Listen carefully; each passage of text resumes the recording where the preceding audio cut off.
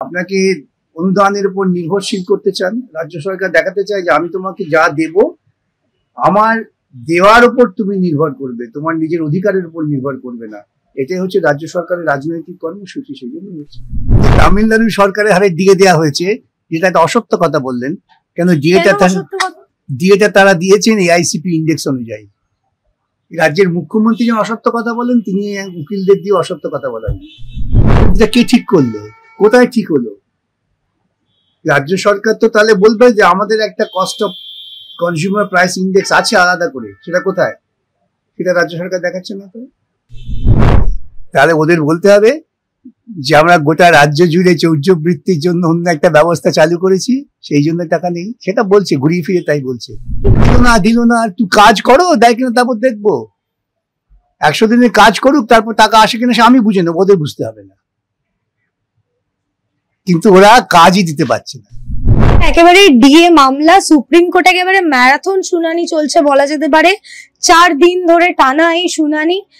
আজকে একেবারে সুপ্রিম কোর্টের যে শুনানি, রাজ্য সরকারের পক্ষ থেকে বলা হচ্ছে যে রাজ্য সরকার ডিএ দিচ্ছে না, এই অভিযোগ সর্বৈব মিথ্যে। কি বলবেন? যিনি কথা বলেছেন তিনি অর্ধসত্য বলেছেন। আমাদের দাবি তো কখনো এটা নয় যে রাজ্য সরকার ডিএ দিচ্ছে না। আমাদের বক্তব্য, রাজ্য সরকার যেমন যেমন দ্রব্যমূল্য বৃদ্ধি হচ্ছে সেই অনুপাতে ডিএ দিচ্ছেন না, এটা খুব পরিষ্কার।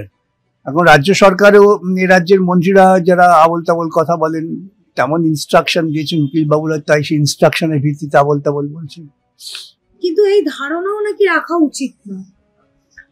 কি ধারণা যে রাজ্য সরকার ডিএ দিচ্ছে না? ধারণা তো থাকা উচিত। তো তার কারণ যে যখন যা প্রাপ্য, আজকে আমার খিদে পেয়েছে, এখন আমার খাবার দরকার, আপনি না দিয়ে খাবার 3 মাস পরে দেবেন, যখন এই মৃতপ্রায়, তাকে কি বলা হবে যে খাবার দেওয়া হচ্ছে? বলা হবে না। কোন রুল মেনে ডিএ দেওয়া হবে? বিচারপতি একবার সরাসরি প্রশ্ন করছে। পরিষ্কার রুল তো আছে, আমরা সমস্ত ব্যাখ্যা করে দিয়েছি। আইন যা তৈরি হয়েছে সে আইন মোতাবেক তো রাজ্য সরকার কাজ করছিল 2010 পর্যন্ত। হঠাৎ 2010-এর পরে সমস্ত আইন পাল্টে গেল, আইনের ব্যাখ্যা পাল্টে গেল না। এই সময় কর্মচারীদের দিয়ে টাকাটা গায়েব করে দিয়ে অন্য কাজে লাগানো হলো, সেটাও তো বিচার্য বিষয়। সেটা আদালতের বিচার্য বিষয় নয় বলে আমরা আদালতে প্রশ্নগুলো আনছি না। এই বিচার্য বিষয় জনগণের, যে এত সরকারি কর্মচারী পেনশনার্স তাদের ডিএর টাকাটা না দিয়ে সেই টাকাটা কাকে দেয়া হচ্ছে, কি জন্য দেয়া হচ্ছে, এটা তো মানুষকে জিজ্ঞাসা করতে হবে, জনগণের আদালতে। একেবারে বিচারপতি প্রশ্ন তুলছেন যে রাজ্য সরকার বিভ্রান্তি তৈরি করে তার সুযোগ নেওয়ার চেষ্টা করেছে, এরা নিজেরাই সমস্যা তৈরি করছে, সেই সমস্যার সুবিধা নেওয়ারও চেষ্টা করছে। বটেই তো, এটা তো পরিষ্কার। এটা তো আমাদের বক্তব্য, সকলেরই বক্তব্য, বিচারপতিরা এটা বুঝতে পেরেছে। কিন্তু রাজ্য সরকার বিভ্রান্তি তৈরি করার চেষ্টা কেন করছে? ওই চেষ্টা করছে যে আপনার যে ন্যায্য প্রাপ্য সেটা না দিয়ে আপনাকে অনুদানের উপর নির্ভরশীল করতে চান। রাজ্য সরকার দেখাতে চায় যে আমি তোমাকে যা দেব আমার দেওয়ার উপর তুমি নির্ভর করবে, তোমার নিজের অধিকারের উপর নির্ভর করবে না। এটাই হচ্ছে রাজ্য সরকারের রাজনৈতিক কর্মসূচি। সেই জন্য হচ্ছে। কিন্তু এআইসিপিআই তো বিজ্ঞানসম্মত পদ্ধতি, যেমন এই রাজ্য সরকার তো বিজ্ঞান ফিজ্ঞান বোঝে না, ওদের একটাই বোঝে মার্কাট মানি, কার মার্কাট কাট মানি, এসব কিছু বোঝে না। কিন্তু বারংবার যে রাজ্য সরকার বলছে তাদের কোষাগারে টাকা নেই, সেই টাকাটা হিসেব দিতে হবে।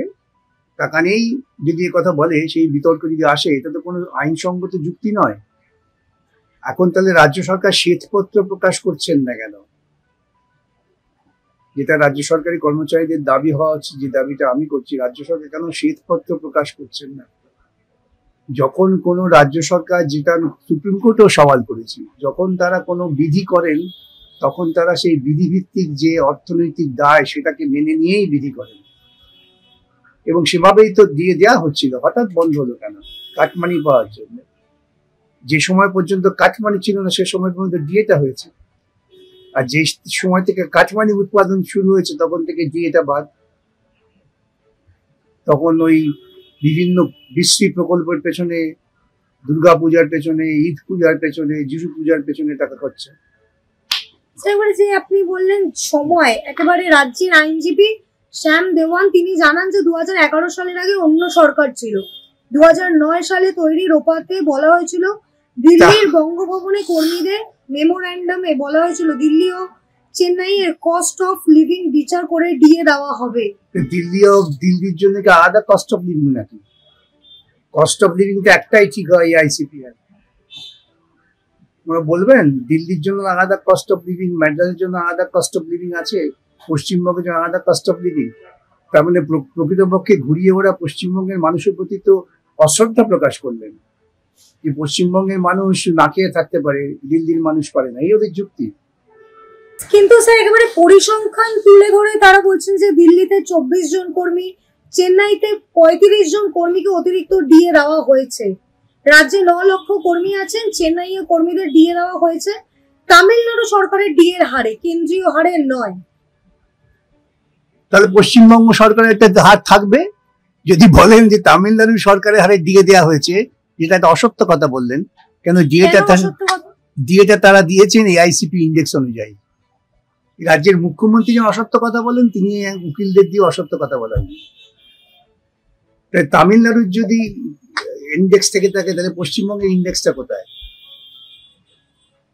এরা নিজেদের কতটা অপমানিত করতে পারেন না সর্বভারতীয় ক্ষেত্রে সুপ্রিম কোর্টে দাঁড়িয়ে রাজ্য সরকারের প্রতিনিধির কথা বলছেন। এই অর্থটা কি? নিজের সরকারের প্রতি অশ্রদ্ধা প্রকাশ করা হয়, এই বিবেচনাটা জানি না। কেন ওরা তো অন্য রাজ্যের উকিল, ওরা তো পশ্চিমবঙ্গকে ঘুরিয়ে বদনাম করলে যায় আসে না। সেটা আমাদের পশ্চিমবঙ্গের মন্ত্রীরা বোঝেন কিনা আমি জানি না। রাজ্য সরকার মূল্য বৃদ্ধির কথা মাথায় রেখেই দিয়ে দিচ্ছে। মূল্য বৃদ্ধিটা কে ঠিক করলো? কোথায় ঠিক হলো? রাজ্য সরকার তো তাহলে বলবে যে আমাদের একটা cost of consumer price index আছে আলাদা করে, সেটা কোথায়? সেটা রাজ্য সরকার দেখাচ্ছে না। তো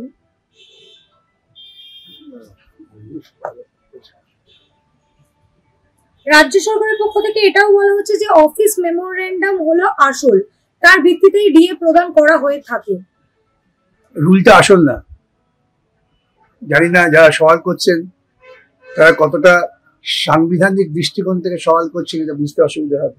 রোপা 2009 এটা স্ট্যাটিস্টিক্যাল, এটা স্ট্যাটুটরি, এটা আইনসম্মত, এবং মেমোরেন্ডামটা প্রশাসনিক নির্দেশ। দুটোর মধ্যে গুণগত পার্থক্য আছে। যাই হোক, সে তো আইনি ব্যাখ্যা সুপ্রিম কোর্ট দিচ্ছে। হ্যাঁ স্যার, এই যে সুপ্রিম কোর্টে মামলা আমরা বারংবার দেখতে পাচ্ছি যে রাজ্য সরকার বলছে কেন্দ্রীয় হারে ডিএ দিতে হবে, এটা কোথাও বাধ্যতামূলক নয়, কিন্তু রাজ্যের সরকারি কর্মচারী তারা তো কখনো দাবি করেনি যে কেন্দ্রীয় হারে ডিএ দিতে হবে তাদের। আমার যেটা ট্রাইব্যুনাল বলেছে, তোমরা নিজেরাই বলেছো all India consumer price index অনুযায়ী দিয়ে দেবে, সেটুকুই দাও। তোমাকে কেন্দ্র, কেরল, তামিলনাড়ু এত দূর ভ্রমণ করার দরকার নেই। পশ্চিমবঙ্গে বসেই যে তথ্যটা পাচ্ছ সেই তথ্যের ভিত্তিতে দিয়ে দাও। স্যার, তাহলে এই প্রশ্নটা বিচারপতি একেবারে যে প্রশ্ন করেছেন যে রোপার ভূমিকা কি? ঠিকই তো, বিচারপতিরা তো অবাক হয়ে যাচ্ছিল যুক্তি শুনে, সেই জন্য জিজ্ঞেস করে রোপার দরকারটা কি। তুমি রোপাটা হচ্ছে বিধি, আর পরেরটা হচ্ছে প্রশাসনিক আদেশ। বিধি সবসময় যাকে এই আইনি ব্যাখ্যা তো আমরা এখন জনসমক্ষে করার দরকার নেই। আমি গতকাল ব্যাখ্যা দিয়ে এসেছি, সুপ্রিম কোর্টের বিচারপতিরা তারা বুঝেছেন, সেই জন্য তারা এইসব প্রশ্ন করছেন। কিন্তু রাজ্য সরকারের পক্ষ থেকে বলা হচ্ছে যে কোষাগারে টাকা নেই, আরবিআই থেকে ঋণ হবে। এই যে কোষাগারে টাকা নেই, বাবা টাকাগুলো গেল কোথায়? আরবিআই থেকে ঋণ করতে হবে, আমি বুঝলাম এই টাকাগুলো গেল কোথায়? অনুদান দিচ্ছে। এই তাহলে ওদের বলতে হবে যে আমরা গোটা রাজ্য জুড়ে চৌর্যবৃত্তির জন্য অন্য একটা ব্যবস্থা চালু করেছি, সেই জন্য টাকা নেই। সেটা বলছে, ঘুরিয়ে ফিরে তাই বলছে। কিন্তু 100 দিনের কাজের টাকাও নাকি কেন্দ্র দেয়নি। 100 দিনের কাজের পরিকল্পনা করলো কোথায়? আমাদের হাইকোর্টে আসতে হলো কেন? হাইকোর্টের নির্দেশ হয়েছে, তারপরে কোন কোন পরিকল্পনা করেছে রাজ্য সরকার? ওটা তো কেন্দ্রের দায়িত্ব না, রাজ্যের দায়িত্ব। যারা সরকার চালাতে পারে না তারা সবসময় কেন্দ্রের দায় দেয়। বাম আমলে কেন্দ্রের সঙ্গে রীতিমতো একটা প্রশাসনিক এবং অর্থনৈতিক লড়াই হতো যে আমাদের এইটা প্রাপ্য। এই লড়াইয়ের ফলে শেষ পর্যন্ত ফ্রেট ইকুয়ালাইজেশন পলিসি বাতিল হয়েছিল। সেই লড়াইটা ছিল অর্থনৈতিক দৃষ্টিকোণের লড়াই, আর এখানে ভিক্ষের লড়াই। নিশ্চয়ই দিল না, তুই কাজ করো, দেয় কিনা তারপর দেখবো। 100 দিনের কাজ করুক, তারপর টাকা আসে কিনা সে আমি বুঝে নেবো, ওদের বুঝতে হবে না। কিন্তু ওরা কাজই দিতে পারছে না। দেখছেন না ওই কি দেখলাম পাড়ায় কি কর্মসূচি করেছে, তারপরে কি মারামারি হচ্ছে, চেয়ার ভাঙাভাঙি হচ্ছে, এর মাথায় তার মাথায় কে বেশি কাটমানি নেবে, সেই জন্য এটা হচ্ছে না। স্যার একেবারে শেষ প্রশ্ন, মঙ্গলবার আবারও একেবারে ডিএ মামলার শুনানি, রাজ্যের কর্মচারীদের অধিকার থেকে তারা বঞ্চিত, আপনারা কতটা আশাবাদী যে এই অধিকার আপনারা এই অধিকার রাখতে গেলে আমি রাজ্যের কর্মচারী বন্ধুদের বলেছি হাতে লাঠি নিয়ে রাস্তায় নামতে হবে, সবটাই হবে। পুলিশের লোক তার দিয়ে চায়, তাহলে আমাকে দেখা হলে বলে স্যার আমরা কি করবো, একটু লাঠালাঠি হোক না, তাহলে সব শান্ত হয়ে যাবে।